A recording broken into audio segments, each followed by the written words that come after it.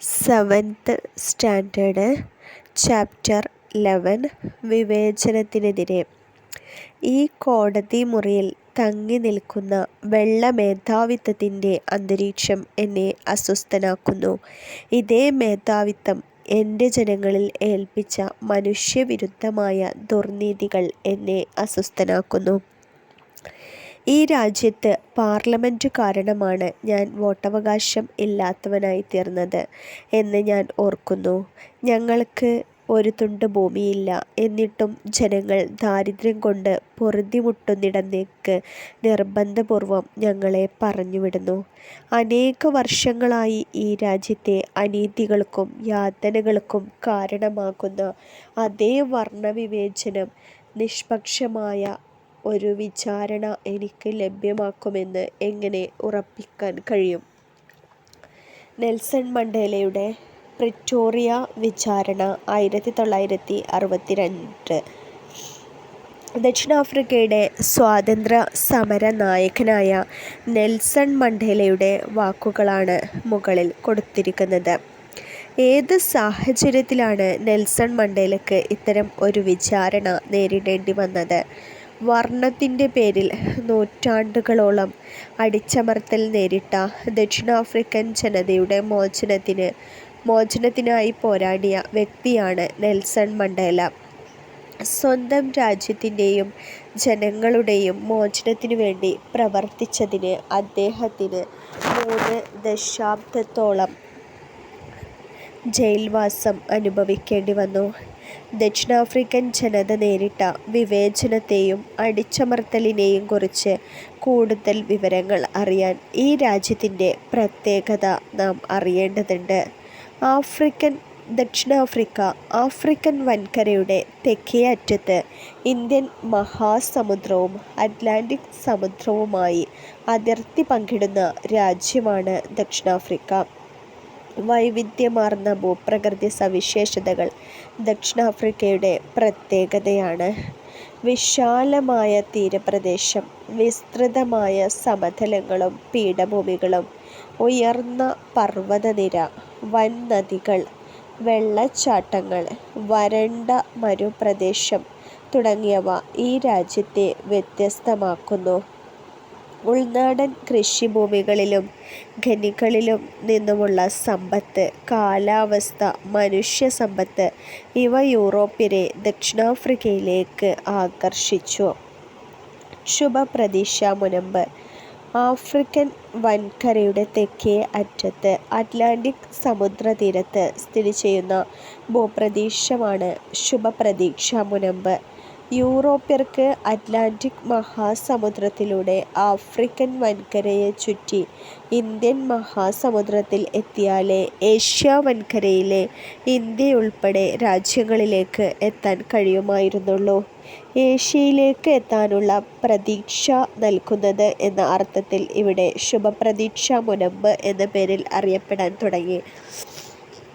ദക്ഷിണാഫ്രിക്ക കോളനിവൽക്കരിക്കപ്പെടുന്നു. സാൻ ഖോസോ തുടങ്ങിയ ജനവിഭാഗങ്ങളായിരുന്നു ദക്ഷിണാഫ്രിക്കയിലെ ആദിമ നിവാസികൾ. സാൻ ഖോസോ ആഫ്രിക്കയുടെ മറ്റു പ്രദേശങ്ങളിൽ നിന്നെത്തിയ ഗോത്രവിഭാഗക്കാരായിരുന്നു ആദ്യമായി ഇവിടേക്ക് കുടിയേറ്റം നടത്തിയത്. 15-ാം നൂറ്റാണ്ടിൻ്റെ അവസാനത്തോടെ യൂറോപ്യർ ദക്ഷിണാഫ്രിക്കയിൽ എത്തിത്തുടങ്ങി.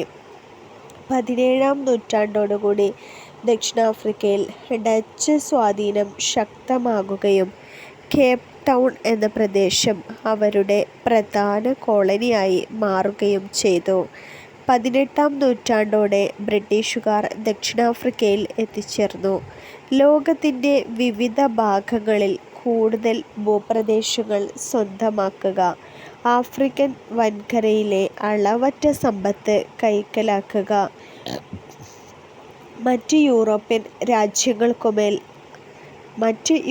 രാജ്യങ്ങൾക്കുമേൽ അധീശത്വം സ്ഥാപിക്കുക, ഏഷ്യാ വൻകരയിലേക്കുള്ള സഞ്ചാരത്തിന് ഇടത്താവളമാക്കുക തുടങ്ങിയ ലക്ഷ്യങ്ങളോടെയാണ് ബ്രിട്ടൻ ദക്ഷിണാഫ്രിക്കയെ കോളനിയാക്കാൻ ശ്രമിച്ചത്. കോളനിവൽക്കരണം. എന്താണ് കോളനിവൽക്കരണം? ഒരു രാജ്യം മറ്റൊരു പ്രദേശത്തിൻ്റെയും അവിടുത്തെ ജനങ്ങളുടെയും മേൽ അധികാരം സ്ഥാപിച്ച് രാഷ്ട്രീയവും സാമൂഹികവും സാമ്പത്തികവും സാംസ്കാരികവുമായ നിയന്ത്രണത്തിൽ കൊണ്ടുവരുന്നതിനെ കോളനിവൽക്കരണം എന്ന് പറയുന്നു. ബൂവറുകൾ. യൂറോപ്പിൽ നിന്നും ദക്ഷിണാഫ്രിക്കയിലെത്തിയ നെതർലാൻഡ് അഥവാ ഡച്ച്, ഫ്രാൻസ്, ജർമ്മനി തുടങ്ങിയ രാജ്യക്കാരുടെ പിന്മുറക്കാരാണ് ബൂവറുകൾ. യൂറോപ്പിൽ നിന്ന് ആദ്യം ദക്ഷിണാഫ്രിക്കയിലെത്തിയ നെതർലാൻഡ്, ഫ്രാൻസ്, ജർമ്മനി തുടങ്ങിയ രാജ്യക്കാരുടെ പിന്മുറക്കാരാണ് ബൂവറുകൾ. കൃഷിക്കാരൻ എന്നാണ് ബൂവർ എന്ന ഡച്ച് പദത്തിൻ്റെ അർത്ഥം. പിൽക്കാലത്ത് ഈ ജനവിഭാഗങ്ങൾ ആഫ്രിക്കാനർ എന്നും ഇവരുടെ ഭാഷയും സംസ്കാരവും ആഫ്രിക്കാൻസ് എന്നും അറിയപ്പെട്ടു. ബ്രിട്ടൻ നടപ്പാക്കിയ കോളനിവൽക്കരണ പദ്ധതികൾ ബൂവർമാരെ എങ്ങനെ ബാധിച്ചു എന്ന് നോക്കാം. ഡച്ചുകാരിൽ നിന്ന് കേപ്പ് കോളനി പിടിച്ചെടുത്ത ബ്രിട്ടൻ ആ പ്രദേശത്ത് ചില നയങ്ങൾ നടപ്പിലാക്കി. ഡച്ചു ഭാഷയ്ക്ക് ഉപരോധമേർപ്പെടുത്തി. ഇംഗ്ലീഷ് കേപ്പ് കോളനിയിലെ ഏക ഭാഷയാക്കി. 19-ാം നൂറ്റാണ്ടിൻ്റെ പകുതിയോടെ ബ്രിട്ടൻ തങ്ങളുടെ കോളനികളിൽ അടിമത്തം നിരോധിച്ചു. അടിമകളെ പ്രയോജനപ്പെടുത്തി കൃഷി നടത്തിയിരുന്ന ബൂവറുകളെ ഇത് പ്രതികൂലമായി ബാധിച്ചു. ബ്രിട്ടൻ നടപ്പിലാക്കിയ ഇത്തരം നയങ്ങളിൽ നിന്ന് രക്ഷപ്പെടാൻ കേപ്പ് കോളനിയിൽ നിന്ന് ദക്ഷിണാഫ്രിക്കയുടെ ഉൾപ്രദേശങ്ങളിലേക്ക് ബൂവറുകൾ നടത്തിയ പലായനമാണ് ഗ്രേറ്റ് ട്രക്ക് എന്നറിയപ്പെടുന്നത്. ബ്രിട്ടൻ നടപ്പാക്കിയ നയങ്ങളിൽ നിന്ന് രക്ഷപ്പെടാൻ കേപ്പ് കോളനിയിൽ നിന്ന് ദക്ഷിണാഫ്രിക്കയുടെ ഉൾപ്രദേശങ്ങളിലേക്ക് ബൂവറുകൾ നടത്തിയ പലായനം ഗ്രേറ്റ് ട്രക്ക് എന്നറിയപ്പെട്ടു. ഗ്രേറ്റ് ട്രക്കിനെ തുടർന്ന് ബൂവറുകൾ Transvaal, orange free state, Natal എന്നിവിടങ്ങളിൽ റിപ്പബ്ലിക്ക് സ്ഥാപിച്ചു. ഗ്രേറ്റ് ട്രക്കിനെ തുടർന്ന് ബൂവറുകൾ Transvaal, orange free state, Natal എന്നിവിടങ്ങളിൽ റിപ്പബ്ലിക്കുകൾ സ്ഥാപിച്ചു. ഇനി ബൂവർ യുദ്ധങ്ങൾ. 19-ാം നൂറ്റാണ്ടിൻ്റെ അവസാനത്തോടെ ബൂവർ റിപ്പബ്ലിക്കിൻ്റെ അധീന പ്രദേശങ്ങളിൽ സ്വർണത്തിൻ്റെയും വജ്രത്തിൻ്റെയും ഖനികൾ കണ്ടുപിടിക്കപ്പെട്ടു. ഇതോടെ ലോകത്തിലെ ഏറ്റവും പ്രധാന സ്വർണ, വജ്ര ഉൽപ്പാദകരായി ദക്ഷിണാഫ്രിക്ക മാറി. ബൂവർ റിപ്പബ്ലിക്കുകളെ ബ്രിട്ടീഷ് കോളനി പ്രദേശങ്ങളോടൊപ്പം കൂട്ടിച്ചേർക്കാൻ ബ്രിട്ടൻ ശ്രമിച്ചതോടെ ബൂവർ യുദ്ധങ്ങൾ ആരംഭിച്ചു. ഒന്നാം ബൂവർ യുദ്ധം. കൂടുതൽ പ്രദേശങ്ങളിലേക്ക് ബ്രിട്ടീഷ് ഭരണം വ്യാപിപ്പിക്കുക എന്ന ലക്ഷ്യത്തോടെ ബ്രിട്ടൻ ബൂവറുകളിൽ നിന്ന് ട്രാൻസ്വാൾ പിടിച്ചെടുത്തു. ഇതോടെ ഒന്നാം ബൂവർ യുദ്ധം 1880-81 ആരംഭിച്ചു. ഈ യുദ്ധത്തിൽ ബൂവറുകൾ വിജയിക്കുകയും ട്രാൻസ്വാളും സമീപ പ്രദേശങ്ങളും കൂട്ടിച്ചേർത്ത് ദക്ഷിണാഫ്രിക്കൻ റിപ്പബ്ലിക്ക് രൂപീകരിക്കുകയും ചെയ്തു. രണ്ടാം ബൂവർ യുദ്ധം. സ്വർണ ഖനികളിൽ നിന്നുള്ള സമ്പത്തും അവയുടെ നിയന്ത്രണവും സംബന്ധിച്ച തർക്കങ്ങളാണ് രണ്ടാം ബൂവർ യുദ്ധത്തിലേക്ക് നയിച്ചത്. ബൂവർ ഭരണാധികാരികൾ ഖനികൾക്ക് നികുതി ഏർപ്പെടുത്തി. ഖനികളിലെ ബ്രിട്ടീഷുകാരായ തൊഴിലാളികൾക്ക് ബ്രിട്ടൻ വോട്ടവകാശം ആവശ്യപ്പെട്ടു. റിപ്പബ്ലിക്കൻ ഭരണാധികാരികൾ ഈ ആവശ്യം നിരസിച്ചതോടെ ദക്ഷിണാഫ്രിക്കയിൽ ഏറ്റവും വിനാശകരമായ സായുധ പോരാട്ടമായ രണ്ടാം ബൂവർ യുദ്ധം 1899-1902 ആരംഭിച്ചു. ഈ യുദ്ധത്തിൽ ബ്രിട്ടീഷ് സൈന്യം ബൂവർ റിപ്പബ്ലിക്കുകളെ പരാജയപ്പെടുത്തി. വെരിനിഗിഗ് സന്ധി അനുസരിച്ച് ബൂവറുകൾക്ക് ബ്രിട്ടൻ്റെ പരമാധികാരം അംഗീകരിച്ചു. വെരിനിഗിഗ് സന്ധി അനുസരിച്ച് ബൂവറുകൾ ബ്രിട്ടൻ്റെ പരമാധികാരം അംഗീകരിച്ചു. ബ്രിട്ടൻ്റെ നിയന്ത്രണത്തിലുള്ള സ്വയംഭരണ പ്രദേശമെന്ന നിലയിൽ യൂണിയൻ ഓഫ് സൗത്ത് ആഫ്രിക്ക രൂപീകരിച്ചു. യൂണിയൻ ഓഫ് സൗത്ത് ആഫ്രിക്കയിൽ നടപ്പിലാക്കിയ ഭരണഘടനയനുസരിച്ച് ബ്രിട്ടീഷുകാർക്കും ആഫ്രിക്കനാർക്കും ഉയർന്ന പരിഗണന ലഭിച്ചു. കറുത്ത വർഗക്കാരുടെ അടിസ്ഥാന അവകാശങ്ങൾ നിഷേധിക്കപ്പെട്ടു. ഇനി മഹാത്മാഗാന്ധി ദക്ഷിണാഫ്രിക്കയിലെ മറ്റൊരു ഉദ്യോഗസ്ഥൻ എൻ്റെ അടുത്ത് വന്നു പറഞ്ഞു, വരൂ, നിങ്ങൾ മുന്നിലെ കമ്പാർട്ട്മെൻറ്റിലേക്ക് പോകണം. പക്ഷേ എനിക്ക് 1-ാം ക്ലാസ് ടിക്കറ്റ് ഉണ്ടല്ലോ. ഞാൻ പറഞ്ഞു, അതിൽ കാര്യമില്ല, നിങ്ങൾ തീർച്ചയായും ഇതിൻ്റെ മുന്നിലെ കമ്പാർട്ട്മെൻറ്റിലേക്ക് പോകണമെന്ന് ഞാൻ പറയുന്നു. അയാൾ പ്രതികരിച്ചു. ഡർബാനിൽ വച്ച് ഈ കമ്പാർട്ട്മെൻറ്റിൽ യാത്ര ചെയ്യാൻ എന്നെ അനുവദിച്ചതാണെന്നും ഇതിൽ തന്നെ എനിക്ക് പോകണമെന്നും ഞാൻ നിങ്ങളോട് പറയുന്നു. സാധ്യമല്ല, നിങ്ങൾക്കതിൽ പോകാനാവില്ല. നിങ്ങൾ ഈ കമ്പാർട്ട്മെൻറ്റിൽ നിന്ന് പോകണം.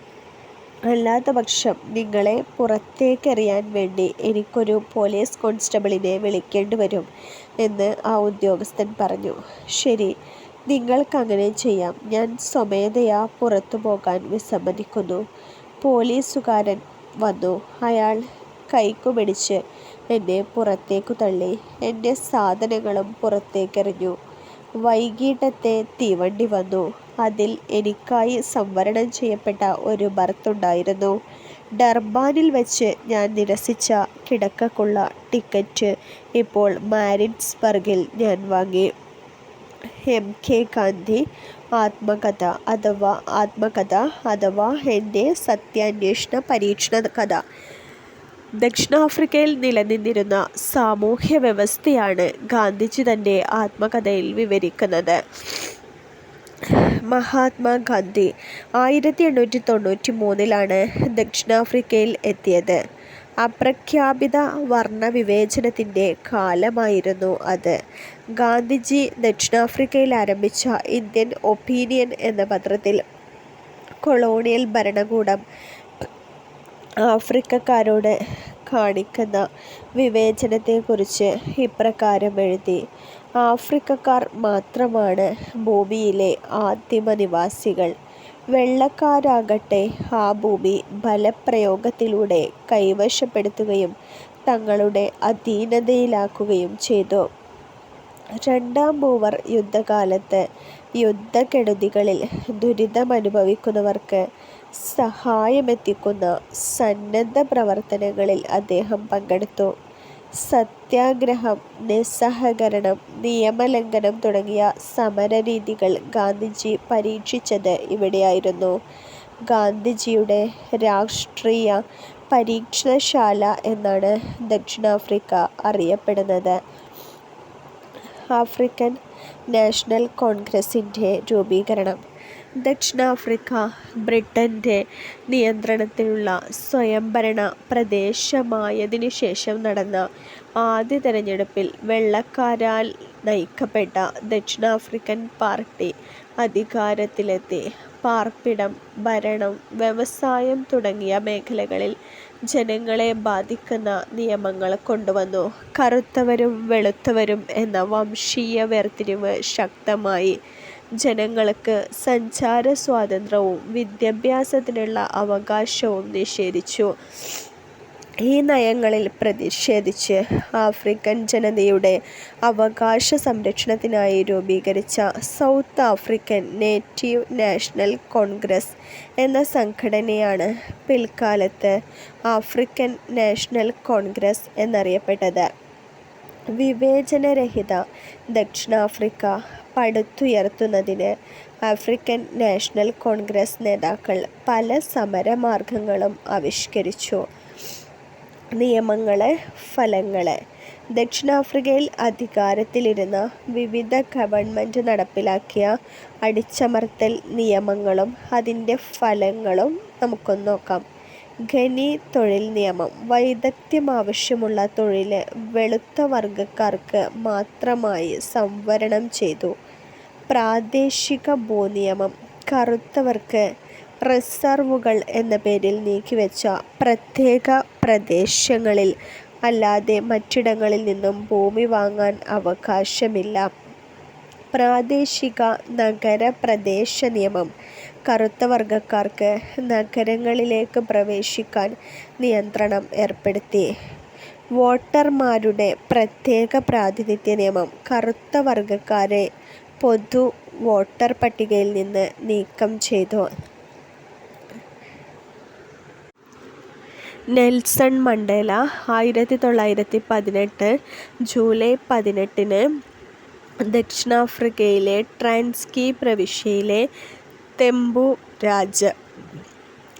തെമ്പു രാജകുടുംബത്തിലാണ് നെൽസൺ മണ്ടേല ജനിച്ചത്. രോലിഹ്ലാഹ്ല എന്നായിരുന്നു അദ്ദേഹത്തിൻ്റെ പേര്. പിതാവ് മാഡിബ വംശത്തിൻ്റെ തലവനായിരുന്ന ഗാഡ്ല ഹെൻറി മണ്ടേലയും മാതാവ് നോസ്കെനി ഫാനിയുമാണ്. പ്രാഥമിക വിദ്യാഭ്യാസത്തിനു ശേഷം അദ്ദേഹം ദക്ഷിണാഫ്രിക്കൻ ഗോത്ര പാരമ്പര്യം, സംസ്കാരം എന്നിവയിൽ പഠനം നടത്തുകയും പിന്നീട് അഭിഭാഷക ബിരുദം നേടുകയും ചെയ്തു. എൻ്റെ കുടുംബത്തിലെ ആരും ഇതുവരെ സ്കൂളിൽ പോയിട്ടില്ല. സ്കൂളിലെ ആദ്യ ദിവസം എൻ്റെ ടീച്ചർ മിസ് എംഡിംഗേൻ ഞങ്ങൾക്ക് ഓരോരുത്തർക്കും ഒരു ഇംഗ്ലീഷ് പേര് നൽകി. അക്കാലത്ത് ആഫ്രിക്കക്കാരുടെ ഇടയിൽ ഇത് പതിവായിരുന്നു. ഇത് നമ്മുടെ വിദ്യാഭ്യാസത്തിൻ്റെ ബ്രിട്ടീഷ് പക്ഷപാതിത്വം കാരണമായിരുന്നു. അന്ന് മിസ് എംഡിംഗേൻ എന്നോട് പറഞ്ഞത് എൻ്റെ പുതിയ പേര് നെൽസൺ എന്നാണ്. എന്തുകൊണ്ടാണ് ഈ പ്രത്യേക പേര് എന്ന് എനിക്കറിയില്ല. Nelson Mandela long walk to freedom 1994. കോളനിവൽക്കരണത്തിൽ നിന്നും വർണ്ണവിവേചനത്തിൽ നിന്നും തദ്ദേശീയ ജനതയെ മോചിപ്പിക്കേണ്ടതിൻ്റെ ആവശ്യകത ബോധ്യപ്പെട്ട നെൽസൺ മണ്ടേല തൻ്റെ നാടിൻ്റെയും ജനങ്ങളുടെയും വിവേചനത്തിനായി അക്ഷീണം പ്രയത്നിച്ചു. നെൽസൺ മണ്ടേല യുവജനങ്ങളെ അണിനിരത്തി African national Congress youth league എന്ന യുവജന സംഘടന രൂപീകരിക്കുകയും ആഫ്രിക്കൻ നാഷണൽ കോൺഗ്രസിൽ അംഗത്വമെടുക്കുകയും ചെയ്തു. വാൾട്ടർ സിസിലു, ഒലിവർ താംബോ, ഡെസ്മണ്ട് ടുട്ടു തുടങ്ങിയവരായിരുന്നു മണ്ടേലയോടൊപ്പം പ്രവർത്തിച്ച മറ്റ് പ്രധാന നേതാക്കൾ. വാൾട്ടർ സിസിലു, ഒലിവർ താംബോ, ഡെസ്മണ്ട് ടുട്ടു എന്നിവരായിരുന്നു നെൽസൺ മണ്ടേലയോടൊപ്പം പ്രവർത്തിച്ച മറ്റു പ്രധാന നേതാക്കൾ. ഇനി വർണ്ണവിവേചനം. കറുത്ത വർഗക്കാർക്കെതിരെ വംശീയമായും സാമ്പത്തികമായും ഏർപ്പെടുത്തിയ വേർതിരിക്കലിൻ്റെ സാമൂഹ്യക്രമമാണ് വർണ്ണവിവേചനം. ദക്ഷിണാഫ്രിക്കയിലെ ഇതര ജനവിഭാഗങ്ങളിൽ നിന്ന് വെളുത്ത വർഗക്കാർക്ക് ഉയർന്ന പരിഗണന ഇതുമൂലം ഉറപ്പാക്കപ്പെട്ടു. 1948 അധികാരത്തിൽ വന്ന നാഷണൽ പാർട്ടി വേർതിരിവും വിവേചനവും നിയമം മൂലം നടപ്പിലാക്കിക്കൊണ്ട് വർണ്ണവിവേചനം നിയമാനുസൃതമാക്കി. വർണ്ണവിവേചനം നടപ്പിലാക്കുന്നതിനു വേണ്ടി രൂപീകരിച്ച നിയമങ്ങളിൽ പ്രധാനപ്പെട്ടവയാണ് ചുവടെ ചേർത്തിട്ടുള്ളത്. പാസ് നിയമം. കറുത്ത വർഗക്കാർക്ക് ഒരു സ്ഥലത്ത് നിന്ന് മറ്റൊരു സ്ഥലത്തേക്ക് സഞ്ചരിക്കാൻ പ്രത്യേക അനുമതി പത്രങ്ങൾ ആവശ്യമായിരുന്നു. ഇനി ഗ്രൂപ്പ് ഏരിയ നിയമം. വംശത്തെ അടിസ്ഥാനമാക്കി ആളുകളെ പ്രത്യേക പ്രദേശങ്ങളിലേക്ക് മാറ്റി. ഈ വ്യവസ്ഥ ഗ്രൂപ്പ് ഏരിയ നിയമം വംശത്തെ അടിസ്ഥാനമാക്കി ആളുകളെ പ്രത്യേക പ്രദേശങ്ങളിലേക്ക് മാറ്റി. ഈ വ്യവസ്ഥ മഹാവർണ്ണവിവേചനം എന്ന് അറിയപ്പെട്ടു. ജനസംഖ്യാ രജിസ്ട്രേഷൻ നിയമം. 18 വയസ്സ് കഴിഞ്ഞ എല്ലാവർക്കും അവരുടെ വംശത്തെ വ്യക്തമാക്കുന്ന തിരിച്ചറിയൽ കാർഡ് നിർബന്ധമാക്കി. ബൻറ്റു അധികാര നിയമം. കറുത്തവർ പ്രത്യേക സ്വയംഭരണ പ്രദേശങ്ങളിലെ പൗരരായി മാറുകയും അവർക്ക് ദക്ഷിണാഫ്രിക്കൻ പൗരത്വം നഷ്ടപ്പെടുകയും ചെയ്തു. പ്രത്യേക സൗകര്യ സംവരണ നിയമം. മൈതാനങ്ങൾ, ബീച്ചുകൾ, ബസ്, ആശുപത്രി, സ്കൂള്, പാർക്ക് തുടങ്ങിയ പൊതു ഇടങ്ങളിൽ സൂചനാ ഫലകങ്ങൾ സ്ഥാപിച്ചു. ബെൻറ്റു വിദ്യാഭ്യാസ നിയമം. കറുത്ത വർഗക്കാർക്ക് പരമ്പരാഗത രീതിയിലുള്ള വിദ്യാഭ്യാസത്തിന് മാത്രം അവകാശം നൽകി.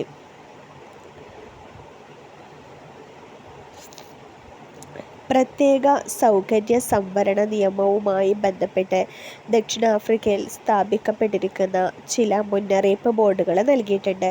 വെള്ളക്കാരല്ലാത്ത പുരുഷന്മാർക്ക് മാത്രം പ്രവേശനം. യൂറോപ്യൻ കുട്ടികൾക്ക് മാത്രമുള്ള കളിസ്ഥലം. വെളുത്ത വർഗക്കാർക്ക് മാത്രം പ്രവേശനം. ഈ പൊതുസ്ഥലവും സൗകര്യങ്ങളും വെളുത്ത വർഗക്കാർക്ക് പരിമിതപ്പെടുത്തിയിരിക്കുന്നു. തദ്ദേശീയരെ സൂക്ഷിക്കുക. ഡർബൻ തീരം നിയമം സെക്ഷൻ 37 പ്രകാരം ഡർബൻ കടൽ തീരം വെളുത്ത വർഗക്കാർക്ക് മാത്രമേ ഉപയോഗിക്കാൻ പാടുള്ളൂ.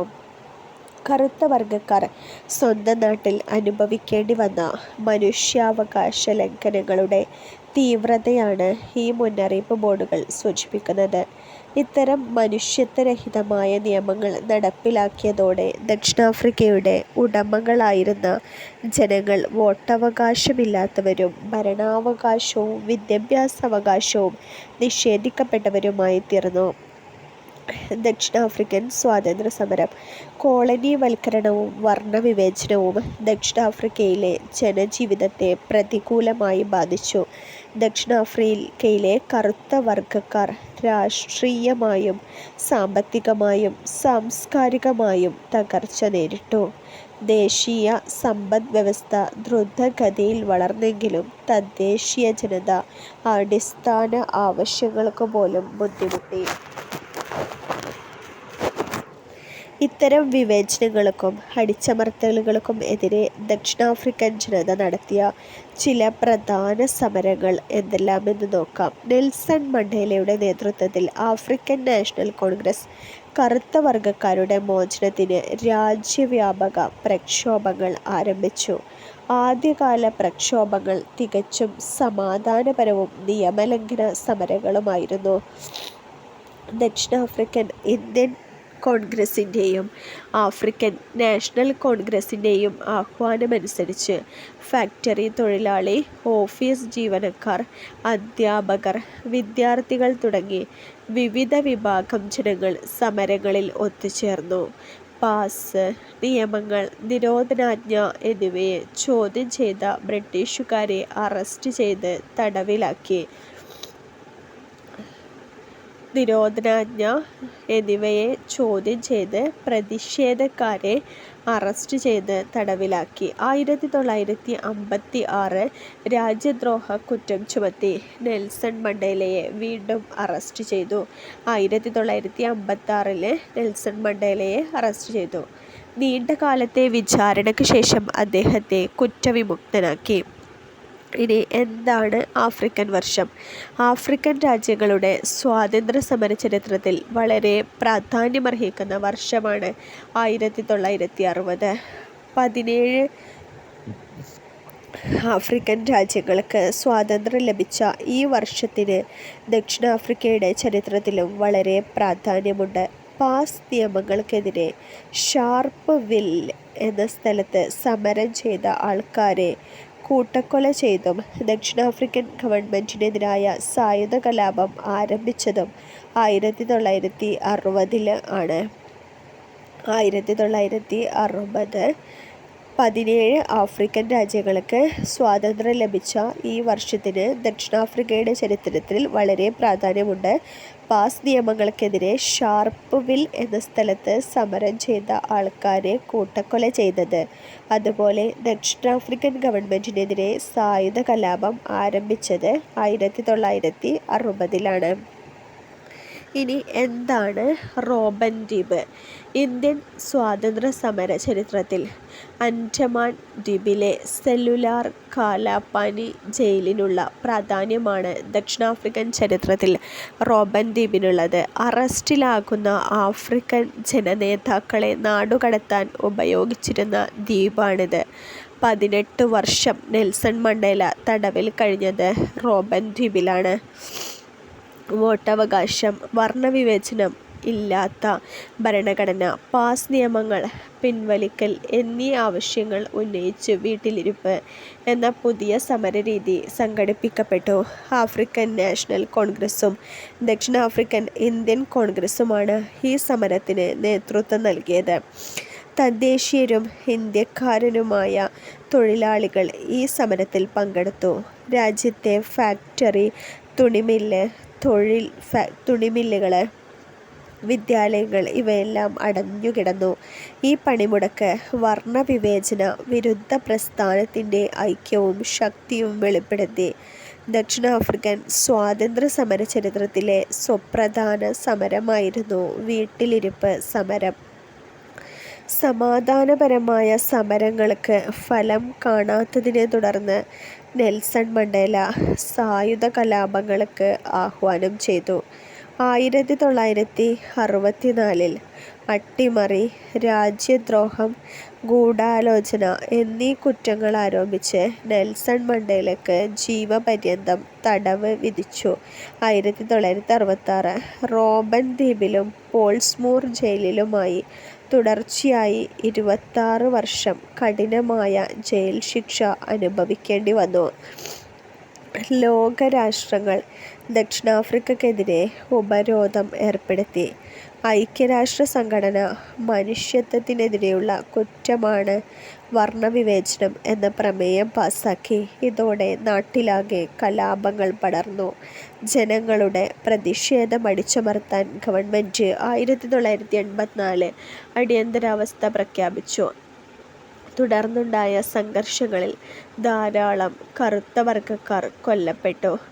പ്രക്ഷോഭങ്ങൾ അനിയന്ത്രിതമായപ്പോൾ വർണ്ണവിവേചനം നിർത്തലാക്കാനുള്ള നടപടി ആരംഭിച്ചു. രാഷ്ട്രീയ തടവുകാരെ വിട്ടയക്കുകയും രാഷ്ട്രീയ പാർട്ടികൾക്കുണ്ടായിരുന്ന നിരോധനം നീക്കുകയും ചെയ്തു. 1990 ഫെബ്രുവരി 11 നെൽസൺ മണ്ടേല ജയിൽ മോചിതനായി. 1991 വർണ്ണവിവേചന നയം പിൻവലിക്കപ്പെട്ടു.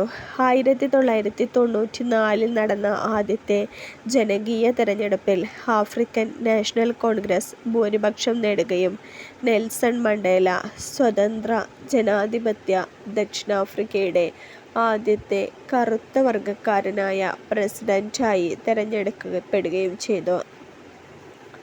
പ്രസിഡന്റായി സ്ഥാനമേറ്റ നെൽസൺ മണ്ടേല നടത്തിയ പ്രസംഗം, ഞങ്ങൾ ദക്ഷിണാഫ്രിക്കയിലെ ജനങ്ങൾ നമ്മുടെ രാജ്യത്തിനും ലോകത്തിനും അറിയാൻ പ്രഖ്യാപിക്കുന്നു. ദക്ഷിണാഫ്രിക്ക ഈ രാജ്യത്ത് വസിക്കുന്ന കറുപ്പും വെളുപ്പുമുള്ള എല്ലാവർക്കും അവകാശപ്പെട്ടതാണ്. ഇവിടെ ജനങ്ങളുടെ ഇച്ഛയെ അടിസ്ഥാനമാക്കിയുള്ളതല്ലാതെ ഒരു ഗവൺമെൻറ്റിനും ന്യായമായി അധികാരം അവകാശപ്പെടാനാവില്ല. ഈ പ്രസംഗത്തിലൂടെ ആഫ്രിക്കക്കാർ ഒറ്റ ജനതയായി നിൽക്കേണ്ടതിൻ്റെ പ്രാധാന്യം നെൽസൺ മണ്ടേല ഓർമ്മിപ്പിച്ചു. ഒരേ പ്രദേശത്ത് വ്യത്യസ്ത വംശങ്ങൾ ഒരുമിച്ച് ജീവിക്കുന്ന വർത്തമാനകാലത്ത് നെൽസൺ മണ്ടേല ഉയർത്തിപ്പിടിച്ച സഹവർത്തിത്വ നിലപാട് ലോകരാഷ്ട്രങ്ങൾക്കെല്ലാം മാതൃകയാണ്. ആഫ്രിക്കൻ ജനത അവരനുഭവിച്ച വിവേചനമാണ് മെയിനായിട്ട് നമ്മൾ ഈ ഒരു ചാപ്റ്ററിൽ ഡിസ്കസ് ചെയ്തത്. കൂടുതൽ SCERT വീഡിയോകൾക്ക് ഈ ചാനൽ സബ്സ്ക്രൈബ് ചെയ്ത് ലൈക്ക് ചെയ്യുക. Thank you.